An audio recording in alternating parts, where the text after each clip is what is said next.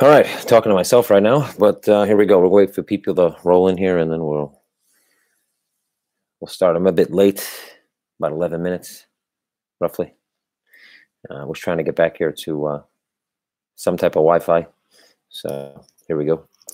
So yeah, let's wait for a few people to roll in, and then we'll get moving.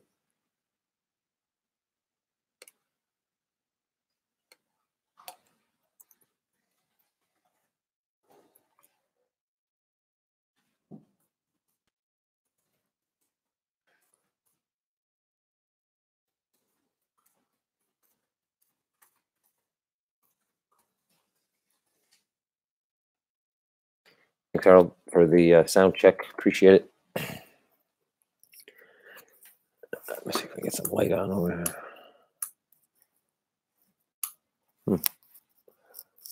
Doesn't do anything. All right, guys. Well, lighting is a bit ridiculous, but whatever. I guess as long as you hear me, you don't really need to see me.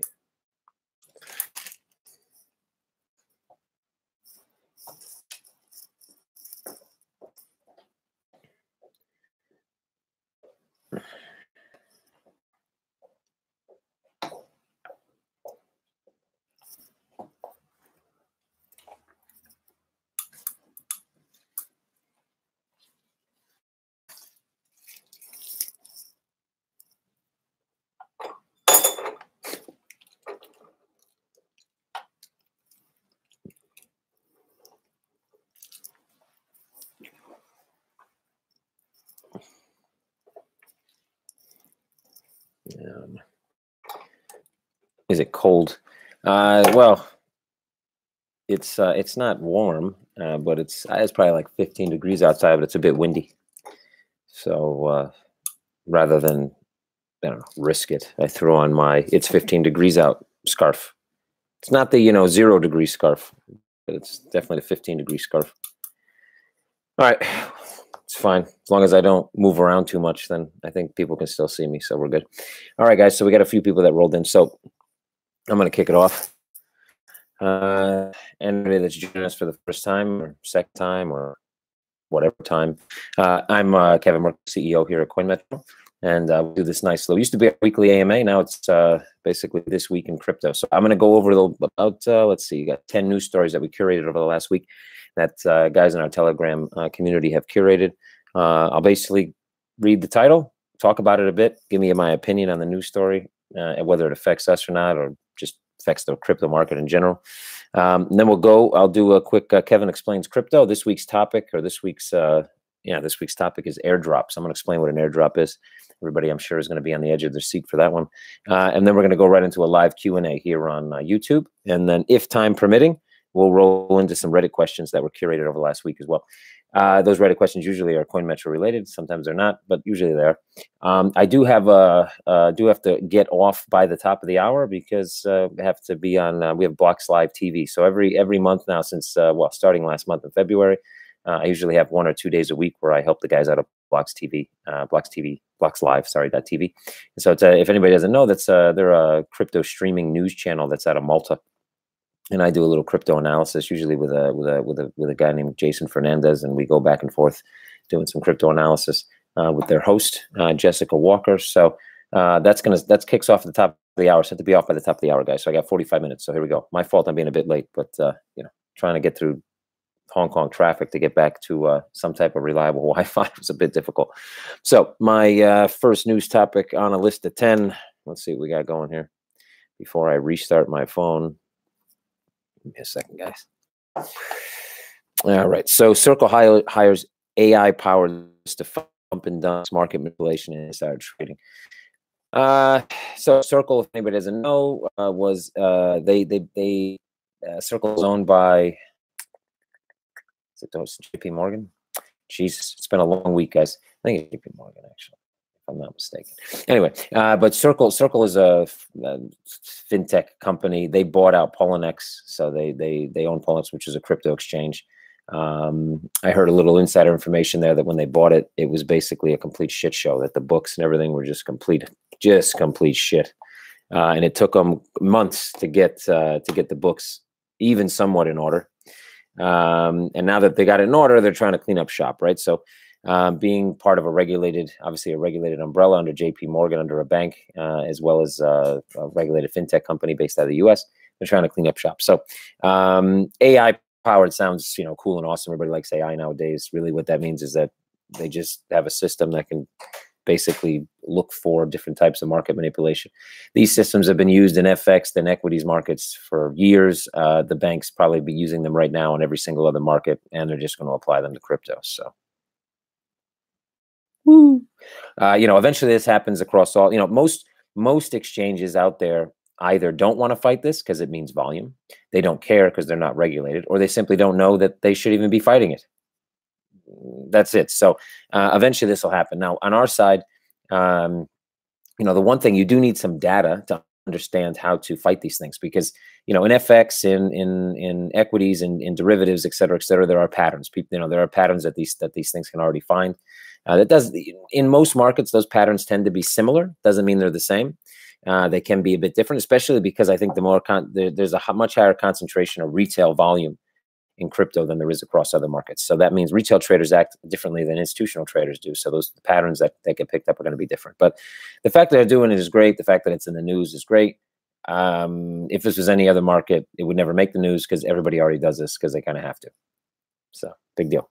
Number 2 on a list of 10, the IMF called for urgent action to address shortcomings in Malta's AML and CFT regulation.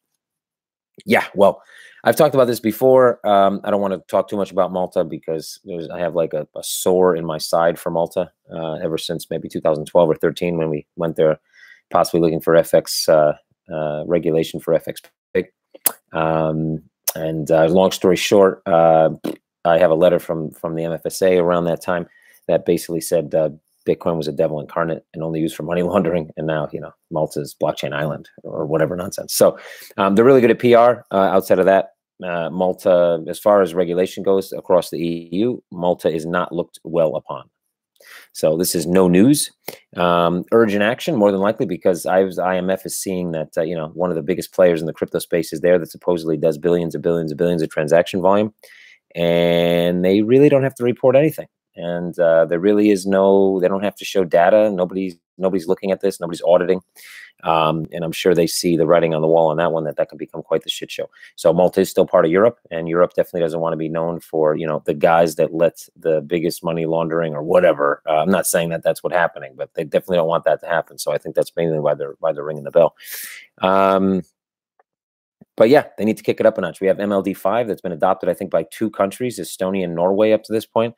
Malta, I don't even think they never even adopted fully MLD4, which is the 4th money laundering directive, which has been out for years now. And they definitely haven't adopted the 5th money laundering directive. And the fact that they're like, you know, big on the scene in crypto, and the IMF actually has come out and said good things about crypto. But, you know, overall, obviously the financial community around the world is still a little bit skeptical on crypto. So the fact that these guys are bringing all these crypto companies, and that they have a reputation for not really towing the line when it comes to following the directives that they're supposed to when it comes to AML and CFT regulation. Well, there you go. So number 3 on a list of 10, why crypto companies still can't open checking accounts. Okay, I've talked about this a few times, guys. Now, obviously, we're a crypto company. We have a bank account, right? And obviously, we're looking to open more. The point is that banks historically, and if you were a bank, you would do the same thing. Trust me. If you look at it from a banking perspective, you would do the same thing. What you have is a company taking third-party deposits. It's high risk, generally speaking, because it's third-party money, which means that they not only have to worry about, normally, if you're a banking customer, they do KYC, AML compliance on the client, and then they monitor what the client does, and they make sure that the client's moving funds within their profile, within their risk profile. But when you're a company that accepts third-party money, you're taking money from people that the bank has no access to, right? So they don't paper these clients. They're not onboarding all your clients. They're just onboarding you. They have to trust that you're doing what you need to do to make sure that you're mitigating risk not only for yourself, but for them. And most crypto companies don't do that. So they're taking on extremely high risk third-party money, and they make only transactional volume, right? So if you're in Europe, for example, where SEPA transfers for normal people, for individuals, usually are free. For companies, it can cost anywhere from 10 cents, maybe a little lower depending on the volume, all the way up to 80, 90 cents. You're €1, 110. It all depends on volume. It depends on the bank, right? But it's a minimal amount of money, right? So the banks are basically making transactions. Even if you have 1 million transactions, a year, let's say, which for some companies is a small amount of transactions, but let's just say that's 1 million.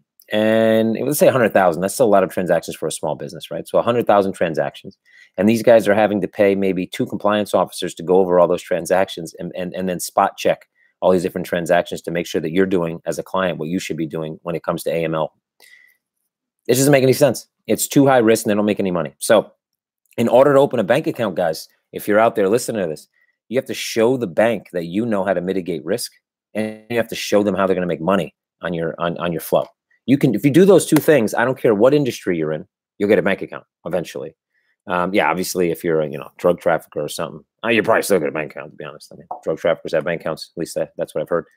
But the point is that this has nothing to do with crypto. I mean, the fact that it happens in crypto, it happens in FX, it happens in pharmaceuticals, it happens in online gambling. Any type of high risk profile is going to have a hard time, especially with third-party money, to open a bank account. Period. And so it has nothing to do with crypto for the most part.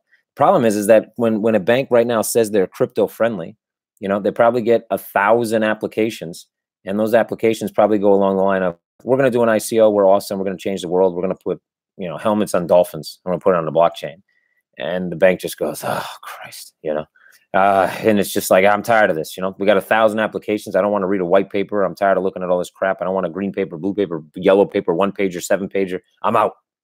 And that's what happens. So. Show the bank that you're mitigating risk, and show the bank they can make money, and you will have yourself a shiny new bank account, my friend. That's how this works. Okay, let's move on. We're on. Jesus, I keep having to reset this. A bit of a pain in the ass. What is this? Okay, 3. Only 3, huh? Jesus. Oh no, we already did that one. Number 3.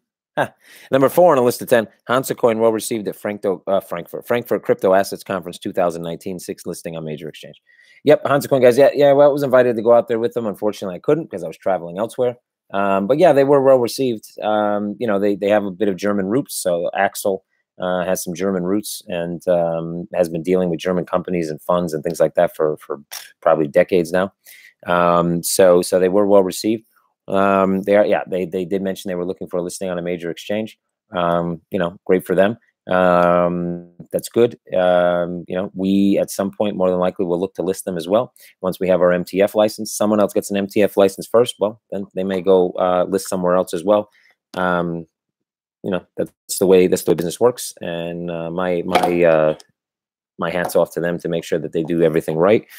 And hopefully they see continued success. I think they will. It's a hard game. It's a hard game to sell, no matter how good your business is right now. For some reason, people perceive that the value of a Bitcoin somehow reflects, or the market cap somehow reflects, the value of a business that transacts in this industry. And there's absolutely no correlation whatsoever. If the price of soybeans goes down, that doesn't necessarily affect your favorite Japanese restaurant. I mean, whatever. The price goes up, maybe you get charged a bit more. I don't know. But at the end of the day, it doesn't affect the quality. The food's not any different. The business hasn't changed. All right, let's see here. Number 5, Coinbase. Former provider sold user data to third parties, prompting a neutral acquisition. We all heard about this. So yeah, Coinbase a little bit under fire here for Jesus, this fucking lighting. Am I the only one seeing this lighting? Every time I turn my face this way, like somehow the camera thinks, we don't need lighting anymore. I don't know how that works. Probably should try to move away from this light. Let's see if we can do that. Let's see. This might work. Oh, look at this. Rock on. All right. So yeah, I think the Coinbase thing, look, come on, guys. Coinbase, probably one of the biggest influencers so far in market adoption. They were one of the first movers, one of the biggest exchanges, and they're getting some flack because some company that they use was selling data. I hate to say this, but maybe I'm the oldest guy in the room right now. I don't know, but selling data was a big business pretty much forever until somebody somewhere thought their data was worth something. I think people are under the impression that their data is, a gold mine. It's not really the data. It's not their name, their email address, their fucking credit card numbers. The real data that's worth money is the analytical anonymous data. And you know how they get analytical anonymous data? They have to create engines that actually pull that data and read it and process it. So there's still a little bit of proprietary information that goes into actually pulling out that type of data. But anyway, that's a whole nother case. We won't get into that one on this little talk here. But so yeah, they basically bought an analytical machine for blockchain. I don't really see too much of a I tend not to see that much of a correlation here, to be quite honest. Mainly because the company they bought, yeah, it's about data, but it's about data on the blockchain, and the other side is about user data. But anyway, I think Neutrino might also have some scraping that they do and stuff like that. So maybe there is some correlation. But I think everybody should get off Coinbase's back, to be honest. I mean, the whole data thing is a bit ridiculous. It's a fad right now. Everybody's worried about their data. Trust me, in a couple more years, nobody's gonna give a shit about their data, to be honest. I mean, whether they control it or not. I mean, at the end of the day, it's the internet, fellas. You put something on the internet, you put it on the internet. What can I tell you? BlockFi now offers a crypto deposit account with 6.2% compounded interest. Yeah. So yeah, interest, great. I think there's people tend to associate these types of things. I don't know, like there's no risk or low risk, but anytime someone's paying you interest, they have to earn money to pay you that interest, which means there's definitely risk involved. Whether they're doing arbitrage trading, whether they're simply hedging, whether they simply have some type of strategy, it's probably arbitrage, though, to be quite honest, and they're probably considering that to be riskless. Now, true arbitrage is riskless, but the true arbitrage opportunities are very few and far between in any industry.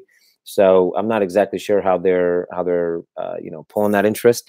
Obviously, as well, if you're depositing crypto and the values are dropping and they're hedging, then 6.2% is nothing. We can see fluctuations that are much larger, but still, it's a bit of arbitrage, I guess, if we really think about it. So that's probably what they're doing. It's some form of hedging and arbitrage model, which still carries risk, and they're paying back a certain percentage. Just know that anytime you get paid interest, there's a risk involved. That's it. Higher the interest, higher the risk. NEM announces its first venture capital investment in Vimba auto investing platform. So it's kind of interesting because we talked about this. We've talked about this internally.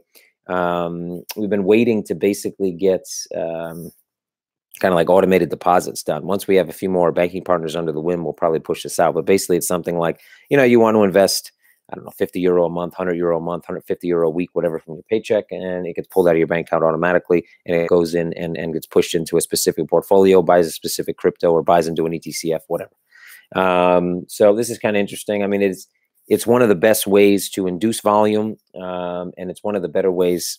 Portfolios have been doing this, mutual funds have been doing this for decades, and it's worked very well for them, and it still continues to work well for them. So I'm glad to see that NEM, I like NEM. I like it as a platform. It was inside our white paper. Maybe we will still look at working with NEM some point in the future. They've had some problems. I mean, we've had some problems. All businesses have had some problems. I guess this is in this whatever crypto winter, as people like to call it. But good off on them. Look, I like to see acquisitions. Acquisitions are great especially when you're talking about a market going from immature to mature. You need to see acquisitions. You can't simply just have everybody doing their own thing. At some point, things need to come together, and people, somebody needs to lead some narrative, right? So I'm glad NEM. I'm glad to see NEM coming out with acquisition. I think this acquisition makes sense. Makes sense. Any right now inside of crypto, if you can create liquidity or volume, you'll be one of the guys that can survive the winter, so to speak. Number 8, new car wallet. New car wallet allows automatic IOTA payments.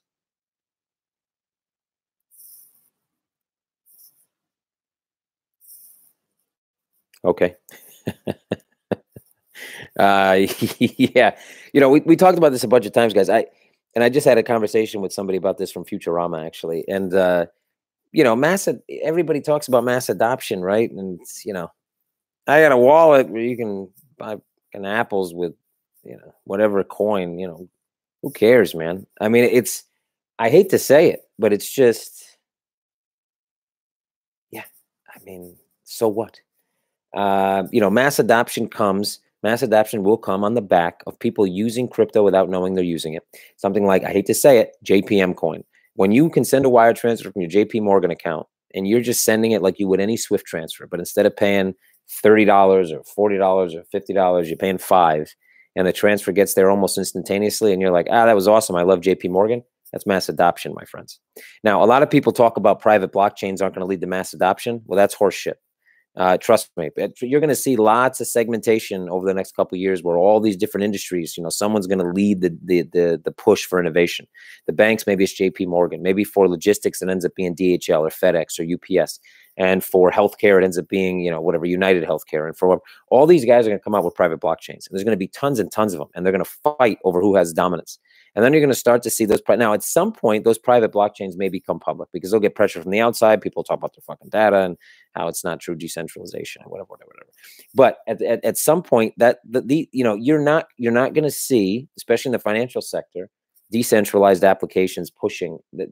Big companies are not going to be putting money behind that initially. It's too dangerous.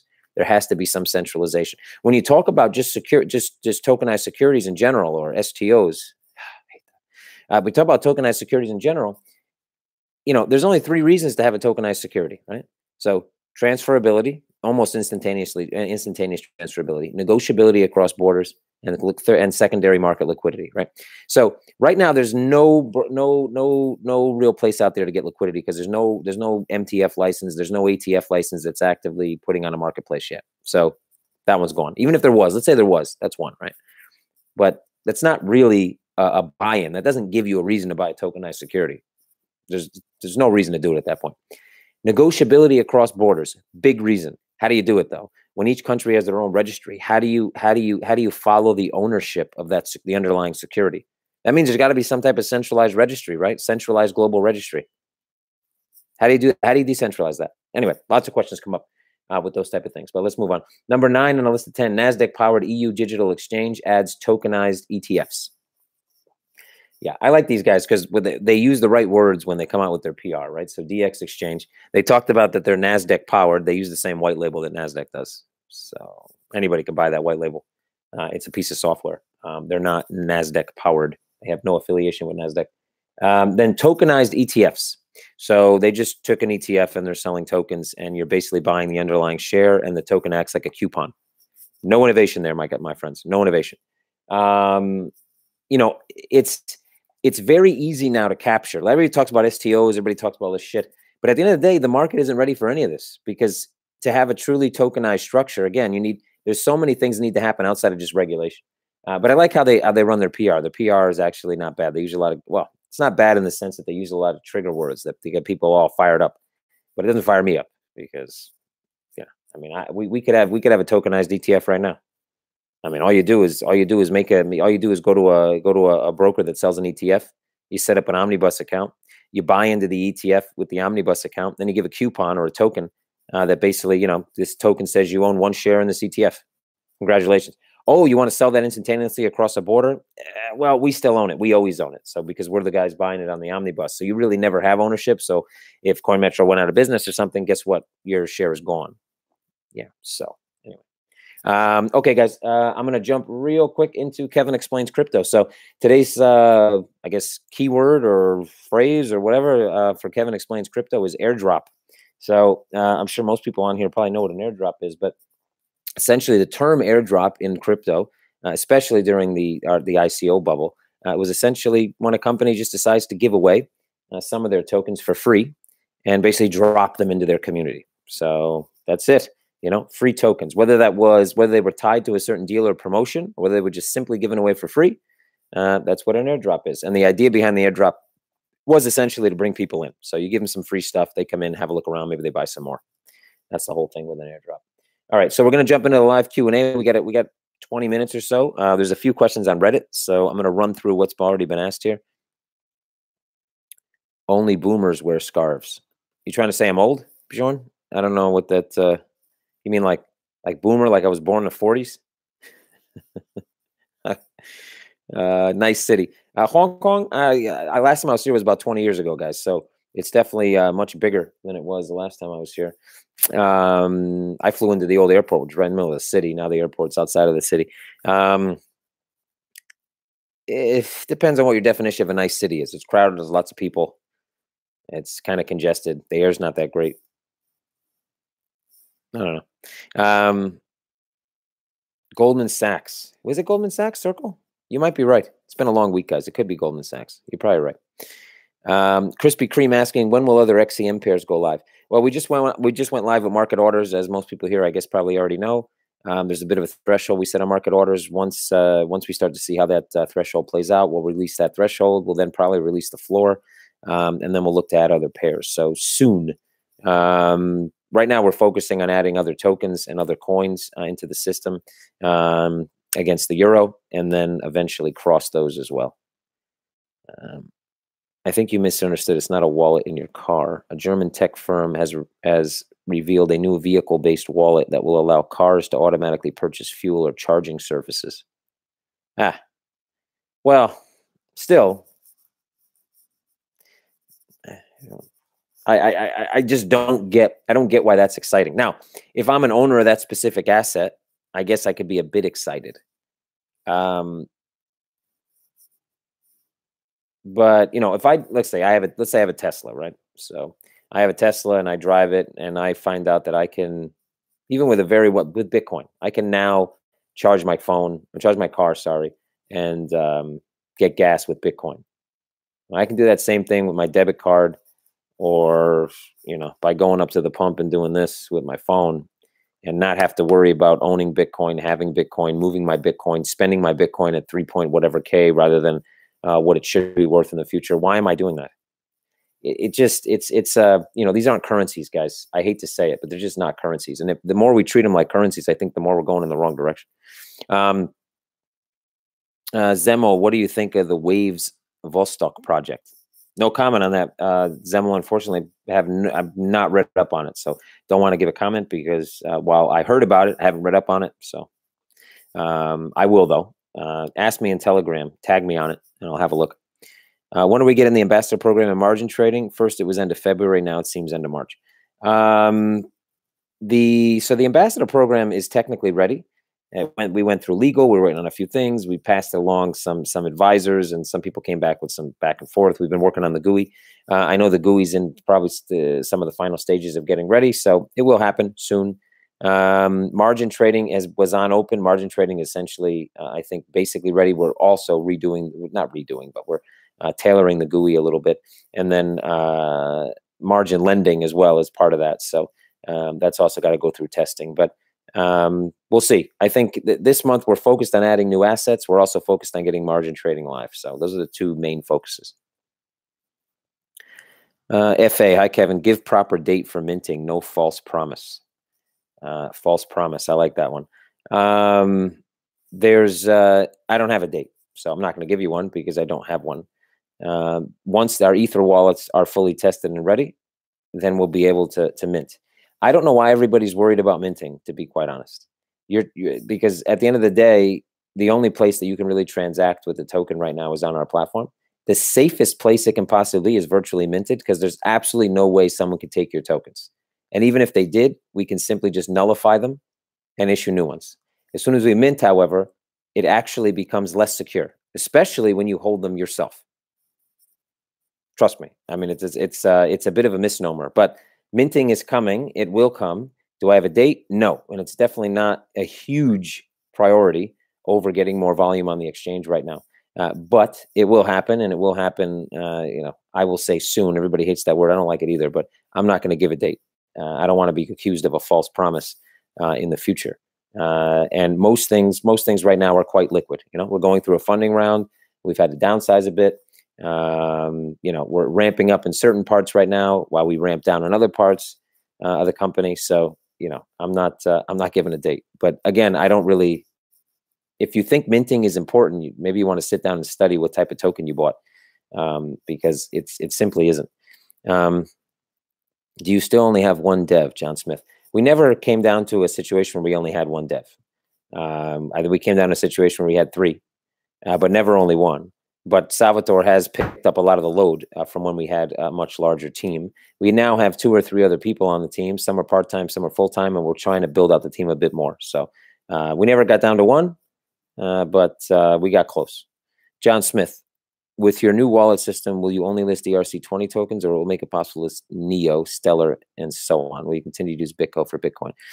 Well, the new wallet system it will be Ether to start. So that means ERC20, 221, 720, etc. So ERC tokens, let's say. We will then look to build out our entire wallet system with. I'm not saying NEO and Stellar are necessarily will be there initially, but we will build out. We want to become basically blockchain agnostic. So we don't want to be tied into just 1 or 2 protocols. And Bitco for Bitcoin, we probably will use Bitco for some capacity, whether that's for cold wallet storage, but we will use it less and less over time for moving between hot wallets and warm wallets for client funds. Ambassador program. The update I can give you is that we're working back and forth on getting it live. So there's still a few things that need to happen on the GUI side, but I think we're getting pretty close there. We now have somebody that's actually focused on that, because I think the combination of the ambassador program, bringing on these new tokens, new assets, basically bringing on new assets, getting the Ether wallets up, and this ambassador program are something that'll push us into the next, let's say, level of volume where we need to be so that we can get close to sustainability. Hi, Kevin, Diligent Techie. You talked about the industry needing acquisitions. Has CM had any offers? Would you be open to that if you did? This is not an offer, by the way. I would never say I'm not open for an offer, because I think that's ridiculous as a business owner. You should never get married to a project. I am compassionate and I am here. This is my life. This is what I do. If someone were to walk in this door right now and say, here's $1 billion, I would think about it. That doesn't mean I would sell it. Doesn't mean I would give up ownership. Doesn't mean I would give up the right to actually sit on the board or stay on as CEO, whatever. But if someone tells you they don't, I would never sell. That's just ridiculous. But it's not something that's on. It's nowhere near the front of my. There's the periphery right now. It's far off in the back. Have there been some? Actually, even during the ICO, there's a few people that made a couple offers that were kind of just not even looked at. Let's say. And right now, with our funding round, we have had some people that have wanted to buy much more percentage than we're willing to sell.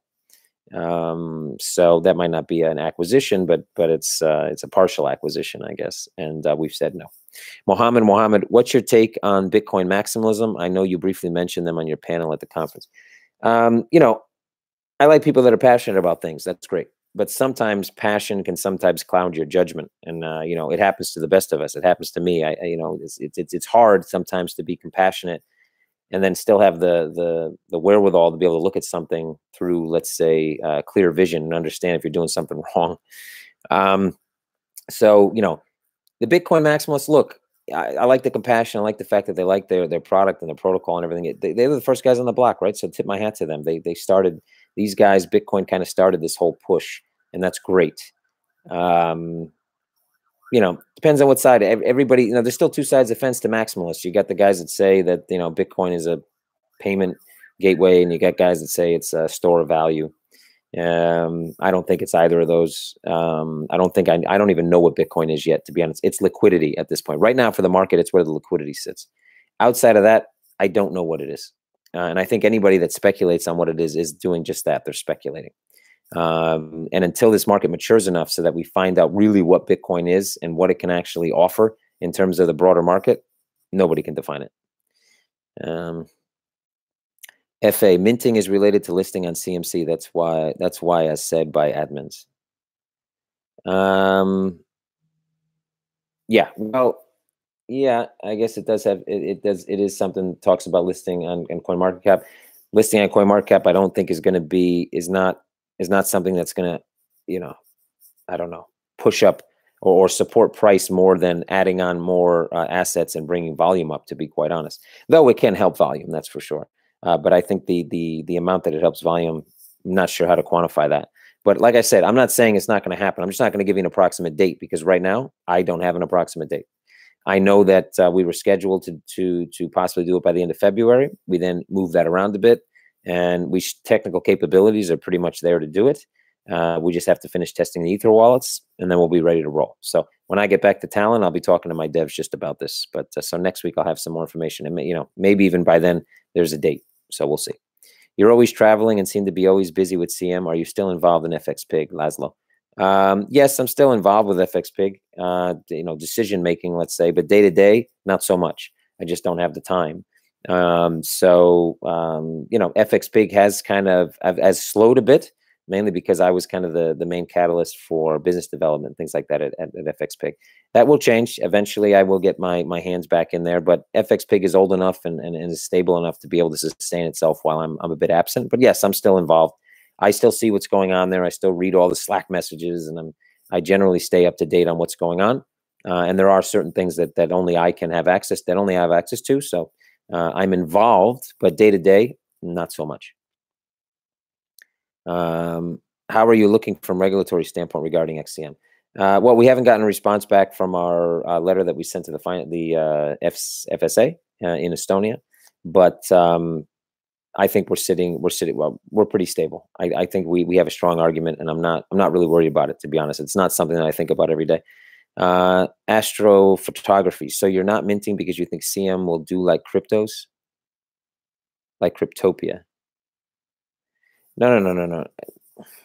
I love how people take words and just, no, not at all. What I'm saying is that people that are pushing for minting, why are you pushing for minting? Is it just simply because you want to pull your tokens off the exchange, when right now it is the most secure possible way to actually trade, buy and sell this asset, because they're virtual, meaning that if you're hacked, if someone takes your password, if whatever happens and someone gets into your account, they're virtual, my friends. We can simply nullify them. That person will never be able to sell them. They can't go anywhere else and sell them. They're stuck. We just simply issue new ones and nullify the others. That's it. It's easy. Once they get minted, that is more difficult, let's say. And you pulling them off the exchange, there's really no reason. The only place you can trade them, the only place they have value is with us.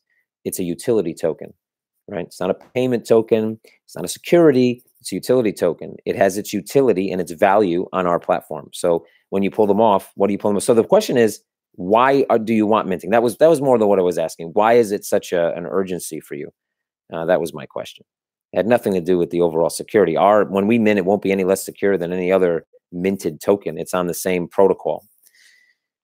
What would happen if I store my XM at your exchange for years and suddenly you got hacked? I'm fucked, or what rights do I have at your exchange? No, you wouldn't be fucked because it's a utility token, which means we can track every single token, whether they're virtual or once we do mint them when they're on our exchange. So no, you wouldn't be fucked.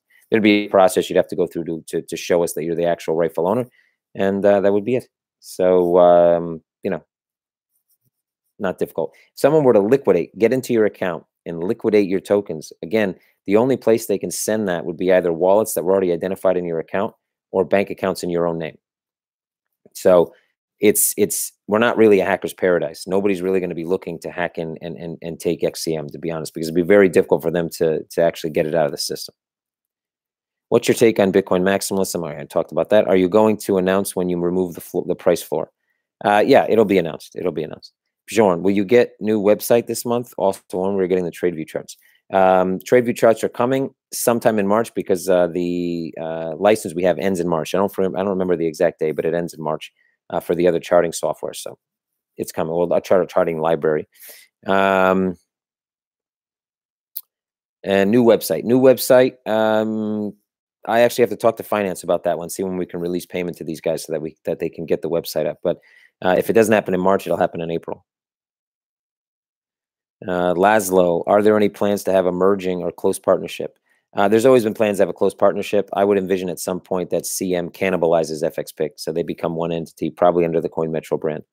When are you going to add bank transfers for North American clients? It's coming. We're working on USD and Euro Swift as we speak. It may take a few weeks. It may take a bit more. It all depends on the speed that we can get through compliance with these different partners and banks, but it's coming. And what if they hack the account and move away BTC instead of XCM? Well, they'd have to sell it first. If they go over a threshold, for example, they're going to be asked for statement of wealth. It's going to get flagged, etc. That's why we're so strict on those things. If they move away BTC, they're going to have to move it to a wallet that's registered on your account. If they register a new wallet, we're going to do chain analysis on that. If we see anything, the point is that actually, why they're virtual, it's the safest, because even if they were to sell BTC, would be able to track. We would. It's a different tracking mechanism altogether. But anyway, we can go over lots of different scenarios, and I'm glad to do that. But I'm running a little bit low on time, so I don't want to go over. Let me see what else we got here, and then we'll come back. Couldn't this hacker just withdraw the coins to an external wallet and sell the coins on a DEX or something like that? I don't know if any DEX actually has XCM right now. Again, any withdrawal is probably going to trigger something from compliance, especially if it's the entire account balance, especially if you've never made withdrawals for years and all of a sudden want to make a big withdrawal, especially if the IP has changed, especially if there's a million things that can get it flagged. And that's why we're so strict, right? That's why we're so strict. CMC will pump the price up. This is why this is all 1 minute. And you also need to move something in the marketing section. Yeah, CMC will push it a bit, but this isn't 2017. I wouldn't expect a huge reaction. If market players are buying because of listing on CMC, then they're not really market players. Any more news on funding for marketing, or is this on the back burner? Definitely not on the back burner. All fundraising has to, some of it goes to marketing, some of it goes to other things. Fundraising is ongoing. I've had some very good talks here in Hong Kong. I have ongoing talks from when I was at the WEF. I have ongoing talks from even before that. We have some money come in. We've been able to find money in several different places, but so far it's been enough money pretty much to keep us stabilized, not to be able to move, let's say, to that next step. But I do expect in the next 30 to 90 days, we'll be able to do so. So as soon as we do have extra funds on hand, marketing is definitely something that we're looking at. It's a key thing. John asking, can you list any coins you want, or does the company behind every instrument have to allow you to first list it? We can list anything we want from that aspect. If it's available, we can list it, but we will only list things that we can vet. So that means we're probably going to contact the issuer. So it won't just be that we list something without, there's going to be due diligence, even if we're the ones that initiate the due diligence. This guy asking about a Reddit question, does CM have any countermeasures planned against spoofing? Yeah. And these countermeasures basically that we've been using in FX for 10 years and that pretty much exist in every other market. So there's nothing that's foolproof against spoofing. The fact is as the market matures, spoofing is going to become less and less of an issue regardless. But yeah, we do have things in place, and these are basically the same tools used by large equity markets, used by large hedge funds, used by in every other market, every other mature market, let's say, on the planet. Can we be found liable? Yes. If you do nothing and you know something's going on, you do nothing to stop it, for sure you can be found liable. Do you manage to find a market maker for XCM? We do have 2 players that are interested in market making XCM, but because of my travels, I haven't had a really good conversation with either of them.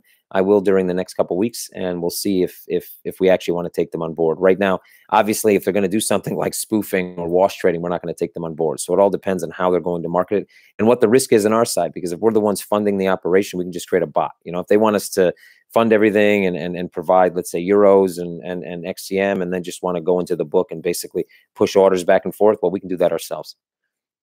All right, guys, I got to run because I got to get set up for blockslive.tv. If you guys want to check that out, I'll be live on there in the next 30 minutes or so. Have at it. Have a good weekend, guys. Thanks for joining in. Sorry for being a bit late today, but yeah, Hong Kong traffic is what it is. Spend some time with friends, family. Don't look at the pricing this weekend. You know, hang out, have a good time. Of course, you should be buying and selling XCM this weekend. You know, keep on doing that. Just don't pay attention to the price.